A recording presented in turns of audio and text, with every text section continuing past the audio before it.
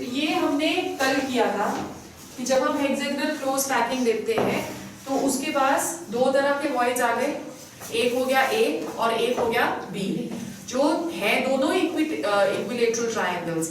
Equilateral triangles कौन से होते हैं? जिनके तीनों साइड सेम होते हैं, ठीक है दोनों इक्विलेटरल ट्रायंगल्स, पर एक जो है वो स्ट्रेट है और दूसरा जो है वो इन्वर्टेड है। ये वन लेयर हो गई। अब जब हमने सेकेंड लेयर पुट करनी है तो हम सेकेंड लेयर पुट करने के लिए या तो हम ए को कवर कर पाएंगे या हम बी को कवर कर पाएंगे। ये हमने कल किया था, सेकेंड लेयर तक हमने किया था, तो हम बी को कवर कर लेते हैं। ओके, सो बी को जब हम कवर कर रहे हैं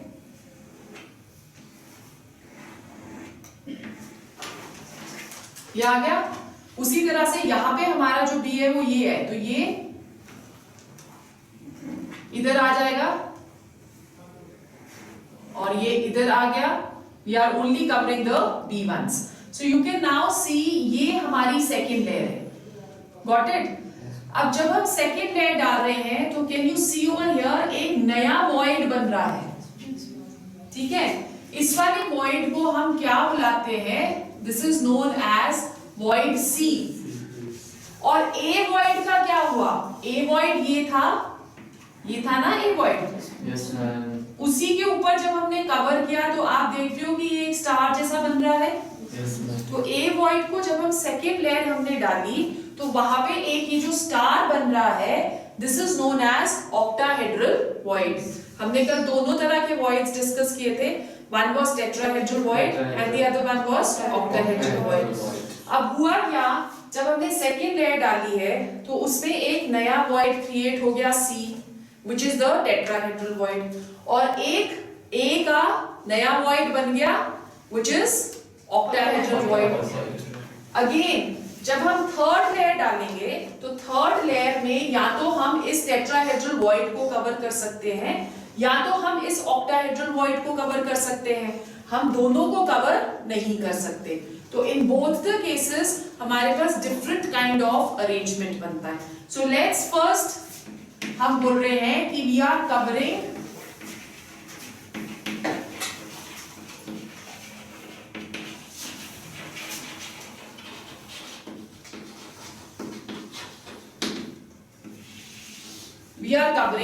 टेट्राहेड्रल वॉइड्स, राइट। तो टेट्राहेड्रल वॉइड्स कौन से हैं यहाँ पे? जो ये नए वॉइड्स क्रिएट हुए हैं सी। जब हम इसको कवर करते हैं तो हम जब थर्ड लेयर डालेंगे तो third layer will be similar to the first layer.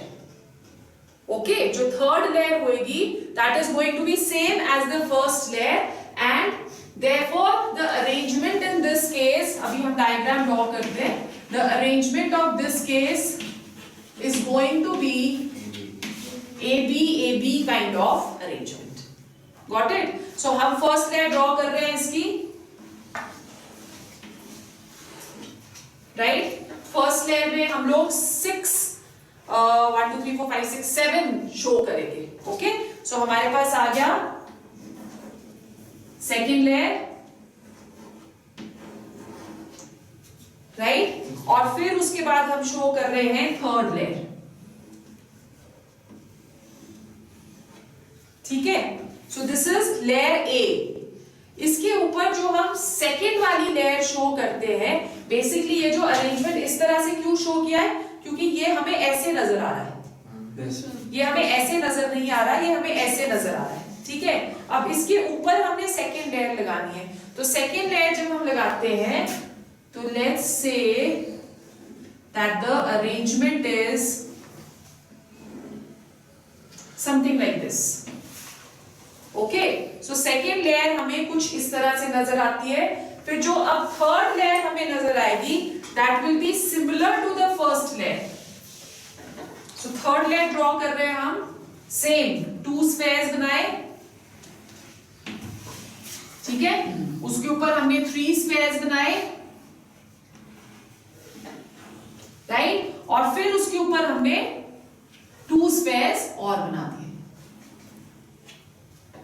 Right. तो आपको नजर आ रहा है कि फर्स्ट लेयर और third layer are the same. If this is A, this is B, this again comes as A. So ये जो अरेंजमेंट बनता है दिस इज हेक्सागोनल अरेंजमेंट जहां पे ये 6 spheres are at the corners of a regular hexagon. तो इसका दूसरा हम लोग शो करते हैं।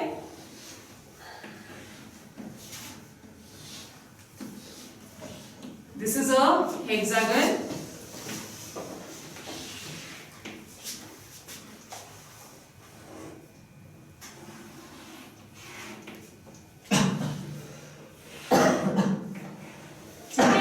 So what did I say कि ये 6 स्फेयर्स उनको नजर आ रहे हैं, they are at the corners, ये आ गया राइट, और ये जो सेंटर वाला है this is over here. Now you tell me कि what is going to be the coordination number in this? ऊपर वाले का पूछ रही हूं मैं सिर्फ। 6 ही हुआ ना ये, अगर आप सेंटर स्फेयर ले रहे हो तो 6 हो गया। उसी तरह से नीचे वाली लेयर का क्या होएगा 6। तो बीच वाली लेयर का क्या हो गया 6 ऊपर वाले 6 नीचे वाले, तो coordination number that is going to be 12 in this case. तो यहाँ पे भी हम ये 6 ड्रॉ कर देते हैं। One is present in the center, ठीक है। Now we are going to join these.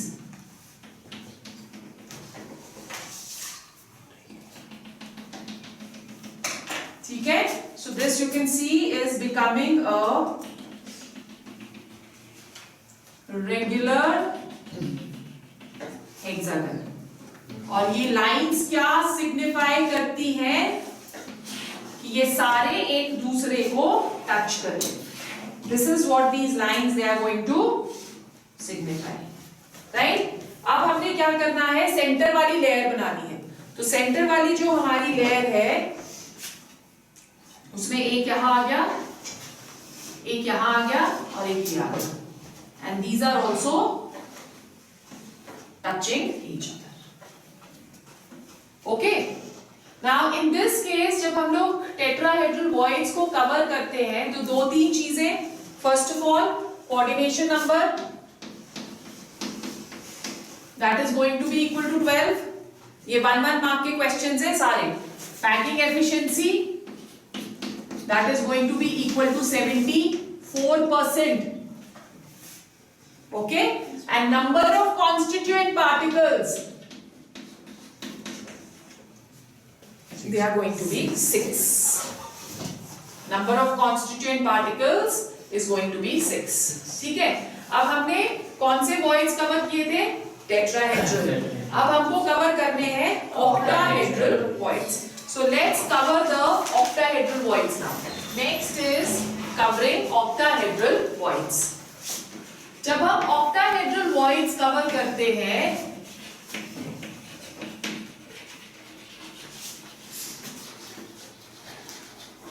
तो हम बोलते हैं कि यहां पे जो अब थर्ड लेयर बनेगी that is going to be different then the first and the second layer. So इस अरेंजमेंट को हम क्या बुलाते हैं, A B C kind of arrangement. ठीक है, इसको हम लोग डिपिक्ट कर सकते हैं जैसे हमने हेक्सागन शो किया,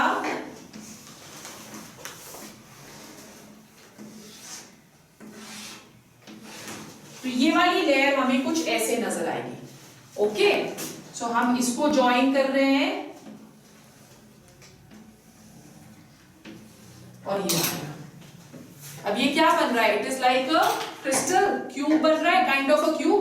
ठीक है, यहां पे again we will see that all the constituent particles are present at the corners, right, or also at the center of each face, also at the center of each face। ठीक है, एक यहां आ गया,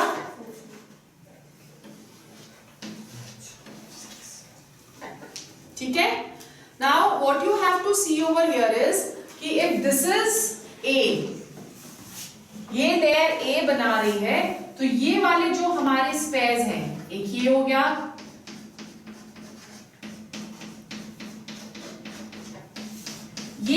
बी बना रही है, this is layer B, ठीक है, and even this one. So layer B जो आपकी है, अगर आप इस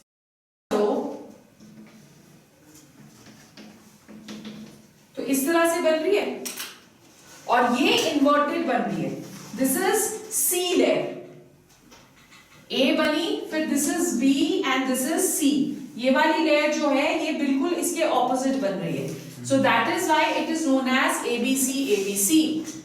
नाउ ओवर हियर आप विजुलाइज ये कर रहे हो कि all are present at the corners plus at the centre of each face. तो ये कौन सा टाइप ऑफ क्रिस्टल होता है? Face centred cubic. So CCP जो है cubic close packed structure, that is equal to face centered cubic. Have you understood?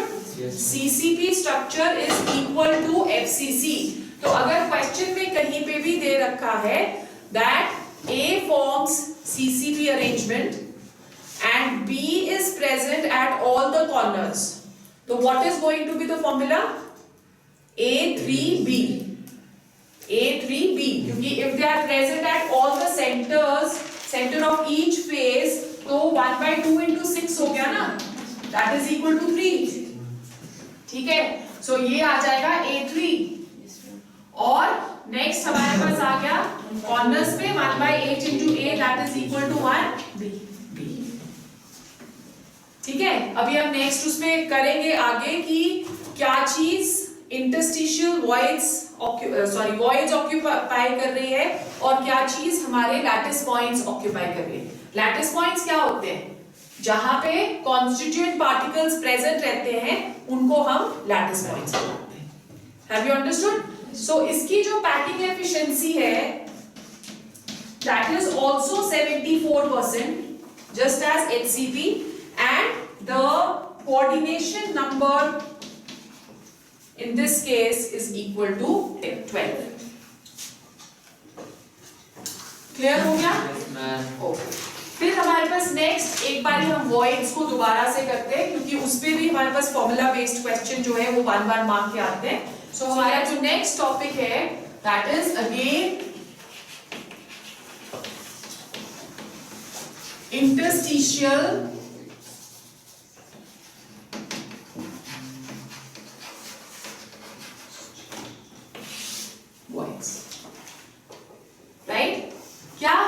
Interstitial voids. हम already discuss कर चुके हैं कि वो एम्प्टी स्पेसेस हैं जो कि क्लोज पैकिंग में बनते हैं, और दो तरह के होते हैं, one is tetrahedral voids and one is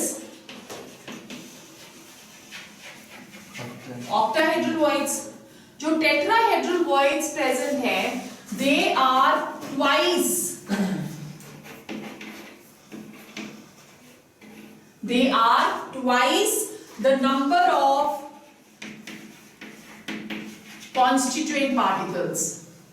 जितने एक क्लोज पैक्ड अरेंजमेंट में कॉन्स्टिट्यूएंट पार्टिकल्स होंगे उससे डबल टेट्राहेड्रल वॉइड्स होंगे। जैसे अगर हम FCC अरेंजमेंट कर रहे हैं तो FCC अरेंजमेंट में कॉन्स्टिट्यूएंट पार्टिकल्स 4 है, तो टेट्राहेड्रल वॉइड्स कितने होंगे? 8।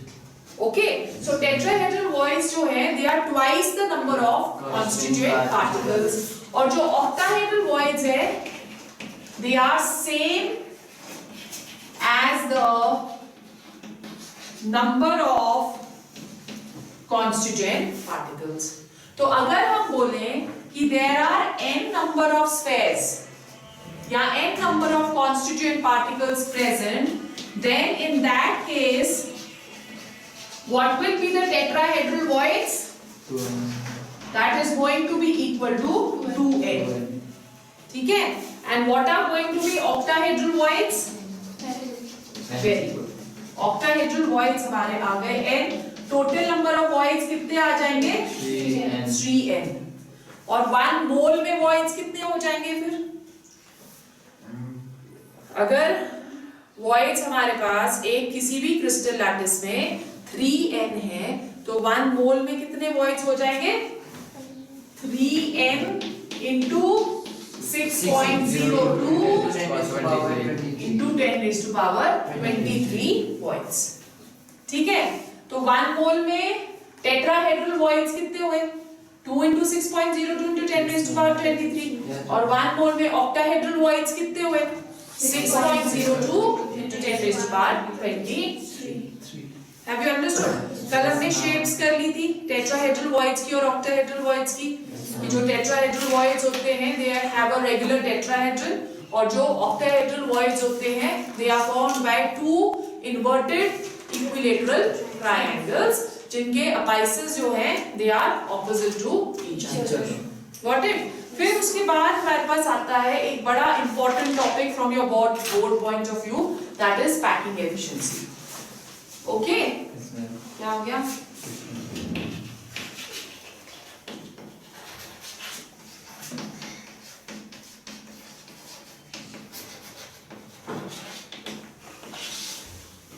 पैकिंग एफिशिएंसी क्या होती है? पैकिंग एफिशिएंसी हमने ऑलरेडी डिस्कस किया है कि packing efficiency is the total, you can say available space, या आप कह सकते हो total field space in any crystal lattice, उसको हम पैकिंग एफिशिएंसी बुलाते हैं। कि एक क्लासरूम में कितने स्टूडेंट्स बैठ सकते हैं वो उस क्लासरूम की पैकिंग एफिशिएंसी है। कितने टाइटली बैठ सकते हैं वो वहां की पैकिंग एफिशिएंसी हुई।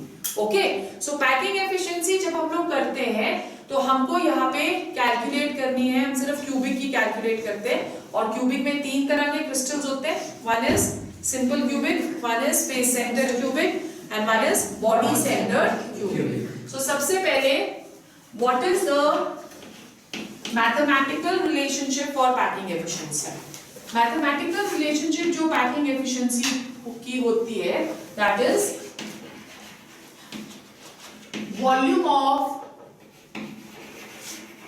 total number of constituent particles in a crystal, right, upon volume of cube, क्योंकि हम क्यूबिक ले रहे हैं, क्यूबिक क्लोज पैकिंग ले रहे हैं, वॉल्यूम ऑफ क्यूब इनटू 100। ठीक है, सो इसके बेसिस पे हम तीनों टाइप ऑफ क्रिस्टल्स की पैकिंग एफिशिएंसी कैलकुलेट करते हैं। The first one that is simple cubic. Simple cubic में अगर आपको फिगर याद है तो टोटल नंबर ऑफ स्फेयर्स जो हैं वो कितने हुए? 1, बिकॉज सिंपल क्यूबिक में all are present at the corners, तो 1 ही स्फेयर होगा। तो हम इन दोनों को अलग अलग कैलकुलेट करते हैं। सबसे पहले हम कैलकुलेट करेंगे वॉल्यूम ऑफ 1 स्फेयर। स्फेयर की वॉल्यूम कितनी होती है? 4/3 पाई आर क्यूब। सो 1 स्फेयर की कितनी हो जाएगी? 4/3 पाई आर क्यूब। ठीक है, फिर हमको वॉल्यूम ऑफ क्यूब को आर की फॉर्म में कोरिलेट करना है, तो हमने नियरेस्ट नेबर डिस्टेंस की कैलकुलेशन करी थी, अब उसको हम यहाँ पे यूज करेंगे। ठीक है, जो वॉल्यूम ऑफ क्यूब है that is equal to a cube. ठीक है, और सिंपल क्यूबिक के लिए आर और ए के बीच में क्या डिस्टेंस था? R is equal to a by 2, so R is equal to a by 2, और a will become equal to 2R। ठीक है, so a क्यूब क्या आ जाएगा? 2R cube. ठीक है, so अब हम यहाँ पे इसकी भी वैल्यू लगा रहे हैं और हम इसकी भी वैल्यू लगा रहे हैं। हमारे पास आ गया volume of the sphere that is equal to 4/3 pi r cube. ठीक है, और डिनोमिनेटर में हमारे पास a क्यूब है, so a cube that is equal to 2r cube. 2r cube, right? r cube और r क्यूब कट गया, so जब आप इसको कैलकुलेट करोगे ये आ जाएगा। कितनी पैकिंग एफिशिएंसी आती है इसकी सिंपल क्यूबिक की? नहीं, सिंपल क्यूबिक की 57। क्या किया था हमने 52.4 मैम वो 8 नहीं होगा 2 3 का होल क्यूब ओ हाँ या दिस इज 8 क्यूब ठीक है सो ये आ जाएगी 52 पॉइंट ठीक है सेकेंड अब हम कैलकुलेट करते हैं for face centred cubic second is face centred cubic face centred cubic में total number of constant particles are 4 so volume of 4 spheres that is going to be equal to 4 into 4 by 3 pi r cube ठीक है फिर volume of cube that is equal to a cube और relationship क्या था r is equal to a by 2 under root 2 yes ma'am ठीक है और 2 under root 2 that is equal to r is equal to a yes ma'am ठीक है a का हमने क्यूब लेना है सो ये आ जाएगा 2 under root of 2 into r का होल क्यूब ठीक है 2 2 4 2 8 8 2 16 yes ma'am 16 under root of 2 r का क्यूब ठीक है yes ma'am 2 2 4 4 2 8 फिर under root 2 into under root 2 is 2 8 2 16 16 under root 2 ठीक है अब हमने फिर से वैल्यू लगानी है तो packing efficiency that will be equal to कितना आया था हमारा 16 by 3 16 by 3 pi r cube into 16 under root of 2 into r cube ठीक है 16 और 16 भी कट गया r cube और r cube भी कट गया इसको जब आप कैलकुलेट करते हो तो this comes to 74.02% तो approximately it comes to 74%.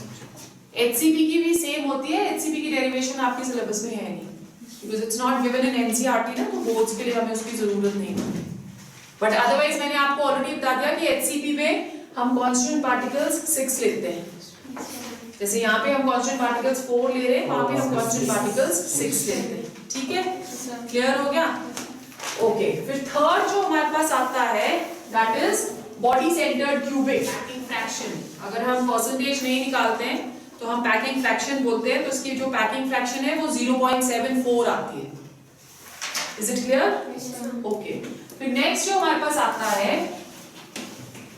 That is body centred cubic अब बॉडी सेंटर्ड में वॉल्यूम ऑफ 2 स्फेयर्स आएगा because there are 2 constituent particles in body centre so हमारे पास आ गया वॉल्यूम ऑफ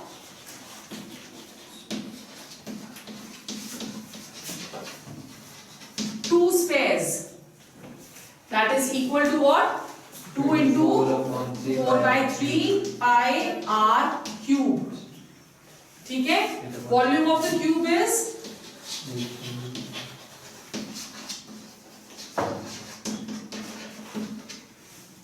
a क्यूब और इसका रिलेशनशिप क्या था a yes ma'am so ये आ जाएगा 4 by under root of 3 into r right so a cube क्या आ गया that is equal to 4 by under root of 3 into r का whole cube ठीक है अब ये आ जाएगा 4 4 16 64 64 upon 3 under root 3 into r cube. So let's put in the values.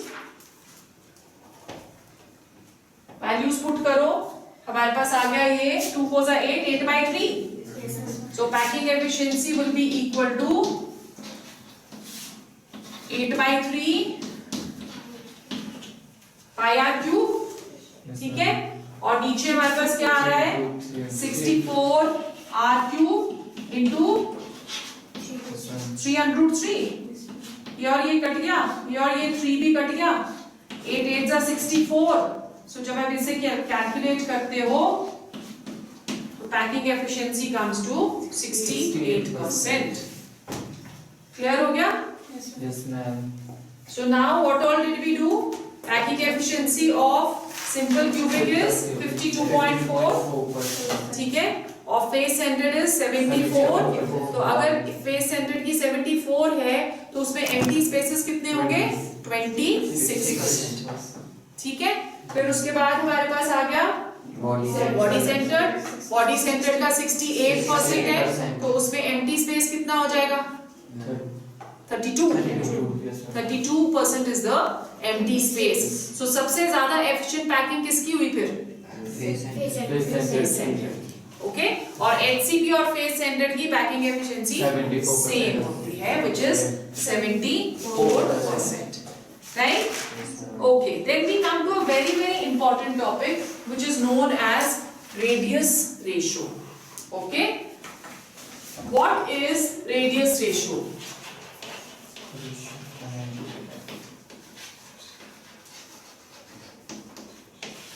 Radius ratio is the ratio of the radius of the cation to the radius of the anion.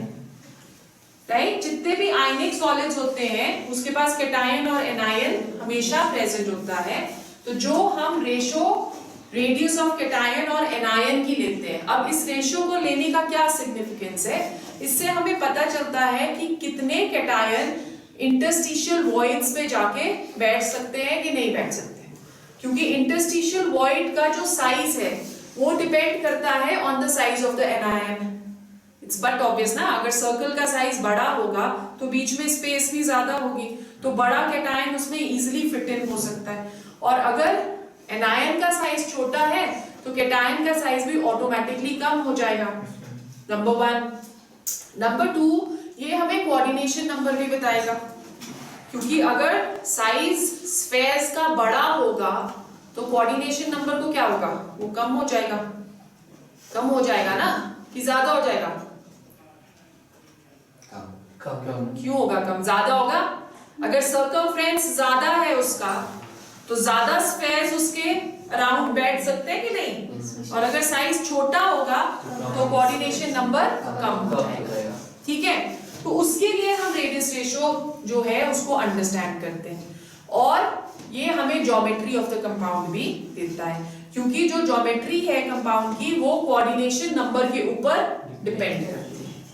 Got it? So हमारे पास ranges है radius ratio के, क्योंकि एक accurate radius ratio हम depict नहीं कर सकते। अलग अलग साइजेस होते हैं तो उसके बेसिस पे there is little difference between the sizes. तो नैनोमीटर्स में या पिकोमीटर्स में हम ऑलरेडी साइजेस जो हैं उनको हम कैलकुलेट कर रहे हैं, तो उसके बेसिस पे हम रेंज देते हैं रेडियस रेशियो की। अगर कोई भी रेडियस रेशियो उस रेंज में फिट होता है तो उसका एक सेट कोऑर्डिनेशन नंबर होता है और उसकी एक सेट ज्योमेट्री रहती है, ठीक है। On that basis we will going to draw a table over here. This is the radius ratio, the coordination number, geometry,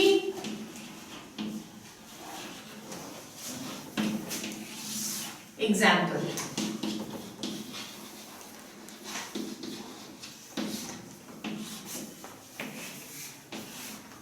ठीक है। So first जो रेशियो है that is between 0.155 to 0.225, right. जो coordination number 2 होता है that is only in one dimension, उसके बाद coordination number 2 कभी भी नहीं होगा, ठीक है। सो हम कोऑर्डिनेशन नंबर 3 से स्टार्ट करते हैं। अगर radius ratio falls between 0.155 to 0.225, then the coordination number is going to be 3. The geometry is going to be triangular.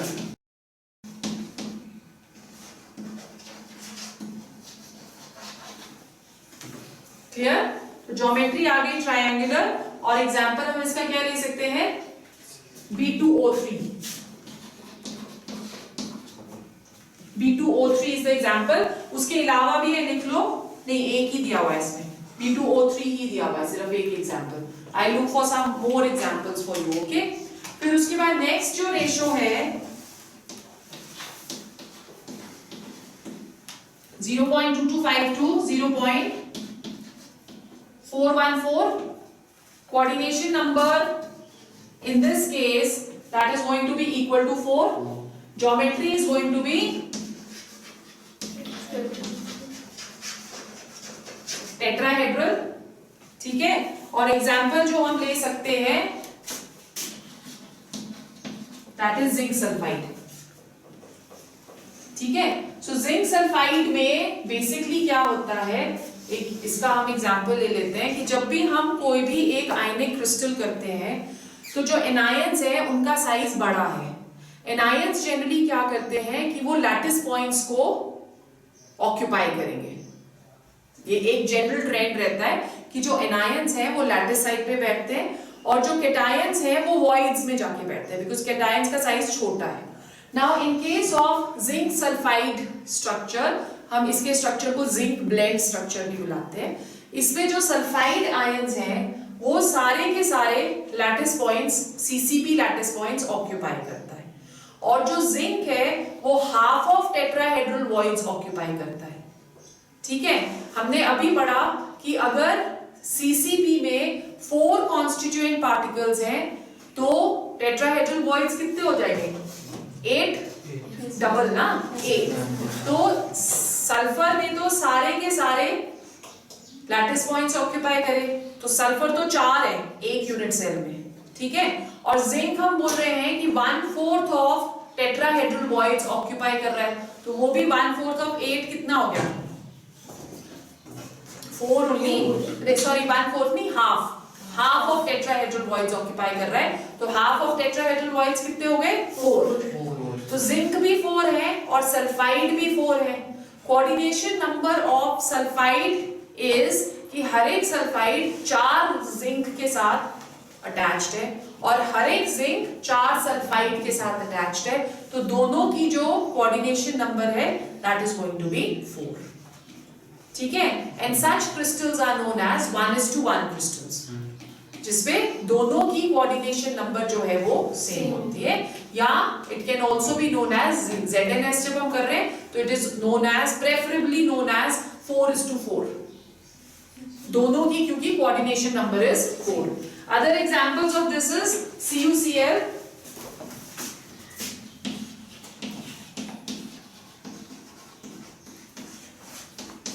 all the halides of copper,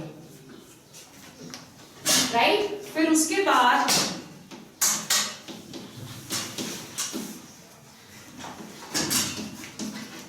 next ratio आ गई 0.4142, 0.732. In this case, coordination number is going to be 6, and the shape or geometry is octahedral. सबसे common जो इसका example है that is NaCl.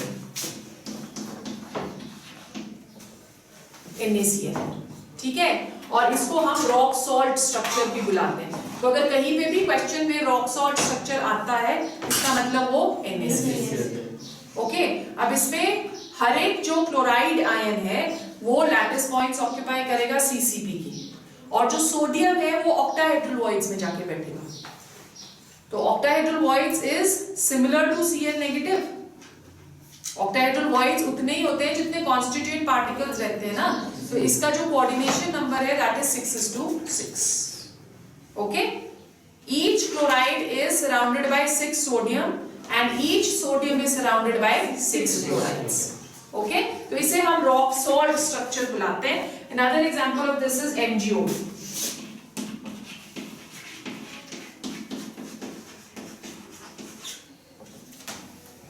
MEBR.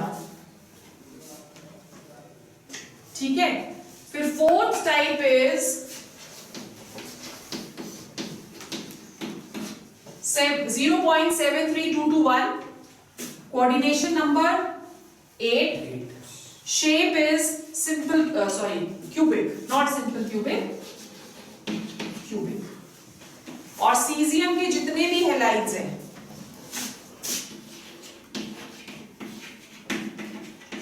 they all come under this category. Now my question to you is why the radius ratio is always less than 1? सारे में आप देख रहे हो, यहाँ पे भी less than 1, यहाँ पे भी less than 1, यहाँ पे भी less than 1, यहाँ पे भी less than 1. Why? क्यों less than 1 आता है? Why the radius ratio always comes less than 1? The answer is going to be because the size of the cation is always smaller than the size of the anion. Yes. अगर R negative बड़ा है और R positive छोटा है तो आप छोटे को बड़े से डिवाइड करोगे तो हमेशा फ्रैक्शन में आएगा. It is going to come less than 1. Okay? So radius ratio सबकी less than 1 सिर्फ इसी वजह से होती है क्योंकि size of the cation is always smaller than the size of the anion. Have you understood now? Yes, ma'am. Let's do a few questions.